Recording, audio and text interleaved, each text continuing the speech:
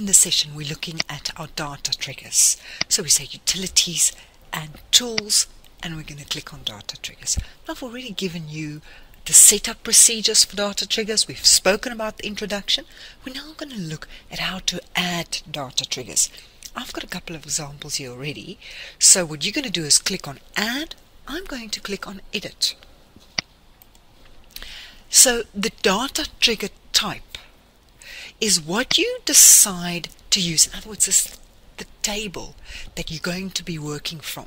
Whether it's debtors, creditors, ledger or stock, you can choose from the master file or from the transaction file, or better known as a table.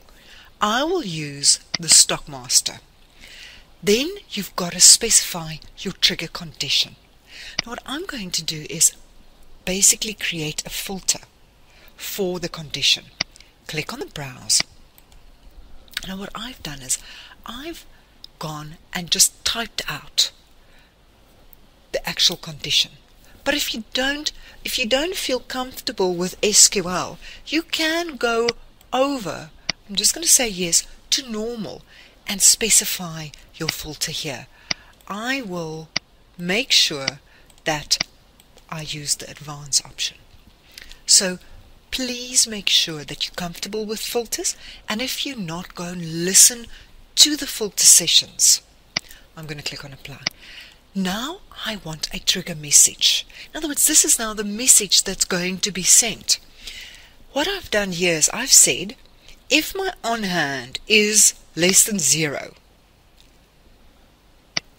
I want in the message the stock item that was used and the description of that stock item.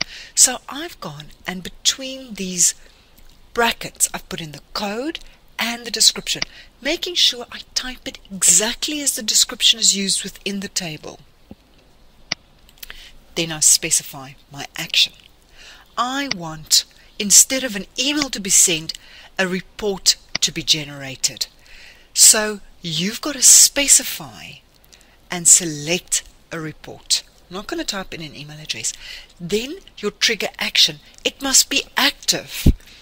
And once the action was done, do you want to make it inactive? In other words, let it happen once, or if you leave it on no, it will stay active.